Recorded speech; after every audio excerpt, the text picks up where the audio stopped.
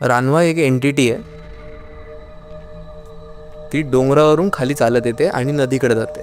तर जिनच्या पॉवर्स आणि रानवाच्या पॉवर्स हे आयडेंटिकल्स आहे. एका लेडीजला त्यांनी बांधून ठेवलं होतं. तो रानवा तिच्यासोबत झोपायचा. त्याला जे पाहिजे तो तिच्याकडून करून घेईल. बापरे.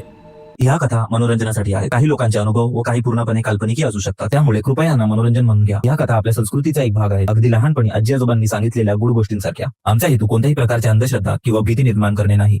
आपण जसं बोललो ते रानवाबद्दल आपण बोललो होतो. रानवा एक एंटिटी आहे. रानवा ही एंटिटी अशी आहे की ती डोंगरावरून खाली चालत येते आणि नदीकडे जाते. बेसिक तिचं आयडेंटिफिकेशन असं आहे. कोणत्याही गावात, आमच्याकडे नाशिक साईडला जर एखाद्या गावात एखादी एंटिटी जर डोंगराच्या साईडने चालत येते आणि नदीकडे जात असतील, गावामधल्या नदीकडे, तिला रानवा असं म्हणतात. रानवा ही डिट्टो पॉवर आहे जिनसारखं. जसं जिन असतो, आपण जिनबद्दल भरपूर एपिसोड यूट्यूबच्या बघितलं आहे मी, तर त्याच्यामध्ये पण जिनबद्दल भरपूर आहे. तर जिनच्या पॉवर्स आणि रानवाच्या पॉवर्स हे आयडेंटिकल्स आहे. आणि डोंगरात राहतो. हां, बट जिनचं कसं असतं की आपण म्हणतो ना की जिनला जे पाहिजे ते घेऊन जातो वगैरे, तसं रानवा बेसिकली असं पटकन काही घेऊन जातो नाही, असं काही मी अजून ऐकलेलं नाही. हां, एक ऐकलेलं आहे की एका लेडीजला त्यांनी हे करून ठेवलं असतं, बांधून ठेवलं होतं त्या रानवाने. ते मी सांगतो पुढे. तर तिचं आजीचं मी पहिले सांगेन की आजीचं एन्काउंटर कसं होतं त्या रानवासोबत. अशी संध्याकाळी एक 6-6:30ची वेळ, आवरलं सगळं. अमावस्येचा दिवस, 100 नोव्हेंबरचा अमावस्येचा दिवस, कारण की ते नाही, कोणता सण असतो यार मला सण लक्षात नाही, पण त्याच्या आसपास कुठेतरी अमावस्या असते. आणि अमावस्येचा दिवस आणि संध्याकाळची वेळ झाली, सगळं आवरलं. तिच्यासोबतची जी मुलगी होती तिने माझ्या आजीला सांगितलं की काही झालं तरी कोणाला आत घेऊ नका वगैरे असं सांगितलं. आणि ती गेली तिच्या घरी. ती त्या दिवशी थांबत नव्हती. आजी झोपली. थोड्या वेळाने ना असं ते घुंगरांचा आवाज यायला लागला. घुंगरांचा इन द सेन्स काठीला घुंगरं लावल्यासारखं. तिने खिडकीतून डोकून पाहिलं तर एक माणूस अराऊंड 8 फीट, 8-9 असं फीटपर्यंत हाईट त्याची, आणि तो त्या कुडाच्या वरून दिसतोय तिला. आता कूड मी 6 फूटचा आहे, ते 6 फूटला ते कुडाचं झाड राहतं, कुडाचं जे बॅरिकेशन राहतं ते 6 फुटापर्यंत दिसतं. तो त्याच्यावरती तिला दिसतोय. आणि गावात हार्डली 2 ते 3 जण असतात एवढ्या हाईटचे, असं सगळेजण त्या हाईटचे असतात. आणि तो चमकतोय व्हाईट, त्याला फेस नाही, तो फेसलेस एंटिटी टाईप असं. तो येतोय आणि तो जसं क्रॉस करतोय ना, त्याची हाईट हळूहळू वाढतीये. आणि वाढत तो निघून गेला. माझ्या आजीने त्याला रिॲक्शन दिली नाही. माझ्या आईने फक्त बघून घेतलं. ती शांत राहिली. त्याच्यानंतर दुसऱ्या दिवशी दिसला, तिसऱ्या दिवशी दिसला. त्रास कोणत्याच एंटिटीचा नाही झाला, पण एंटिटी दिसतात रेग्युलरली. मग तिने काय केलं, त्याच गावामध्ये एक जण आहे, त्यांना तिने सांगितलं की मला असं दिसतंय, मी काय करू. म्हणे तू जातेस कशाला. म्हणे मला पाहिल्याशिवाय होतच नाही, असं दिसतंच ते मला. बापरे. ते कंटिन्यू अट्रॅक्ट करतं, दरवेळेस दिसतंच, पण ते तिला काही त्रास देत नाही. तर ते असं आहे एंटिटी. मग त्यांनी त्यावेळेस सांगितलं समजून तिला की याला रानवा म्हणतात, जो डोंगरामध्ये राहतो. आणि त्याची डोंगरामध्ये पूजा पण करतात काही लोक.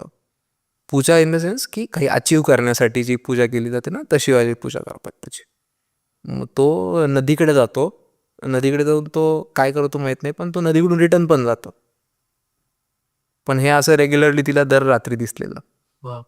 आणि आता रानवाचं जे मी म्हणलो ते तिने एका बाईला वश केलेलं. हे सेम माझ्या आजीची पोस्टिंग ह्या गावामध्ये होण्याआधी जिथं होती, तिथे एक लेडीज होती. तिला त्या रानव्याने वश केलं होतं. म्हणजे आपण जिनचं म्हणतो ना, जिननी वश केल्यानंतर त्याला जे पाहिजे तो तिच्याकडून करून घेईल. तो जो रानवा पण सेम तसं करत होता. म्हणजे रात्री ती झोपली, तिचा नवरा साईडला, तो रानवा तिच्यासोबत झोपायचा. आणि हे तिला त्यावेळेस कळायचं की हे दुसरं कोणतरी आहे. त्यानंतर तो तिला फिरायला घेऊन जायचा. आणि फिरायला घेऊन जायचा म्हणजे ते जर झाडातून चाललेत, काट्याच्या झाडातून, जोपर्यंत तो तिच्यासोबत आहे तिला एक काटासुद्धा लागणार नाही. आणि जसं त्याची वेळ झाली जायची आणि तो दररोज यायचा. तिच्या बाबतीत ही स्पेशालिटी होती की तिच्या बाबतीत तो दररोज यायचा आणि त्याची इच्छा होती की तिने त्याच्यासोबतच जावं. त्याची म्हणजे तो तिला म्हणायचा की तू माझ्यासोबतच राहा, माझ्यासोबतच चल. पण तिचं म्हणणं असं होतं की नाही, माझा नवरा आहे, माझी मुलं आहे, मी नाही येऊ शकत तुझ्यासोबत. असं तिचं एक बेसिक हे होतं. तर असं खूप महिने म्हणजे अराऊंड 8 ते 9 महिने तिच्या स्वतः झालं. मग फिजिकल टॉर्चर म्हणू नको, मेंटल हॅरॅसमेंट म्हणू नको, कधी तिला कोणत्याच जंगलात सोडून यायचा, कोणत्याच डोंगरावर ठेवून यायचा, कोणत्या वेगळ्याच गावात सोडून यायचा रात्रीतून. आता एखादा व्यक्ती जर 8 वाजता झोपलाय, हार्डली एका रात्रीत किती चालू शकेल? 50 किलोमीटर हार्डली. चलो भाग लिया हो, तर भाग लिया 50 किलोमीटर. त्याच्या पलीकडे डोंगरावर सापडत आहे व्यक्ती, ती लेडीज, ती पण रात्री. आणि सकाळी ती तिथं उठल्यानंतर तिला कळायचं का परत याने मला सोडलं. तिला ते आठवायचं, पण तिला त्याचा चेहरा दिसायचा, तिला तो फिजिकली हॅरॅस करायचा, तो तिला फिजिकली टच पण करायचा, तिला तो कसा दिसायचा एकदम क्लिअर माहीत होता. पण जेव्हा ती सांगायला जाणार तेव्हा ती सांगताच यायचं ना की तिला तिला एक्सप्रेस करायचं, बोलून द्यायचं नाही.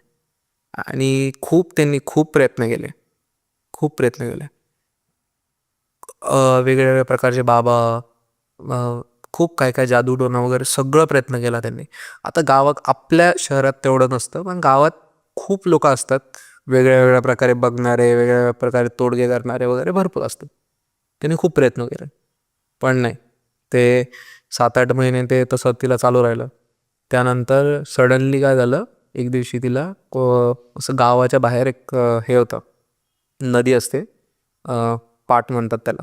ते पाटाच्या पलीकडे असे झाडं वगैरे असतात, काटेरी वगैरे लावलेले राहतात, प्राणी वगैरे त्या याच्यात पडून येऊन पाटात. तिथेच सोडून आलं. फुल काटे वगैरे घुसले, ते चकमा वगैरे झालेल्या. आणि तिला तिथून गाववाल्यांनी उचलून आणलं, कारण तिला त्यातून बाहेर निघता येत होतं. तिथून काढून आणलं. काढून आणल्यानंतर तिने मग सगळ्यांना ते सांगितलं. तो पण तिने कोणाला सांगितलं नव्हतं. तोपर्यंत ती स्वतःच दुसऱ्या बाबांकडे, याच्याकडे त्याकडे जाऊन ते ट्रीटमेंट करायला प्रयत्न करायचे. म्हणजे ते वास्ट असं 9 मंथ्सपर्यंत जर तुम्ही सहन करताय, आणि त्यानंतर पण तो 9 महिने स्पेसिफिक मी याच्यासाठी म्हणतोय की मी तुला सहज एक आकडा सांगितला, पण तो अराउंड असं समज ना, तो अजून पण तो त्या व्यक्तीला येऊन भेटतो, अजून सुद्धा तो अजून सुद्धा. आता त्याला समज एक 20 ते 25 वर्ष झाले असतील, ती लेडीज आता 53-54 असेल. तो तिला अजून पण भेटतो आणि अजून येऊन तिला विचारतो, चल माझ्यासोबत. म्हणजे विचार कर की किती तो, म्हणजे किती त्याला ती पाहिजे. आता तिच्यासोबत त्याचं काय लिंक आहे हे नाही माहिती, आणि ती त्याच्या याच्यात कसं काय फसली ते नाही माहिती. पण तिच्यानुसार तो एक दिवशी रात्री डायरेक्ट अचानक आला आणि तू मला हवी आहेस असं म्हणून तो तिच्यासोबत राहायला लागला. आणि अशा प्रकारे तिथून ते चालू झालं. मग तिला त्रास देणे, काही काळ तिने त्याला हे नाही केलं, म्हणजे आपण म्हणतो ना की एखाद्या एंटिटीला आपण रिस्पॉन्स नाही करायचा, तसं तिने प्रयत्न केला. पण मग तो मुलाला मारून टाकेन, नवऱ्याला गायब करून टाकेन वगैरे असं करायला लागला. शेवटी ते मुलांच्या याच्या पायी त्याने ते सरेंडर केलं, त्याला असं म्हणता येईल. मग तिथून ते अजूनपर्यंत ते चालू आहे.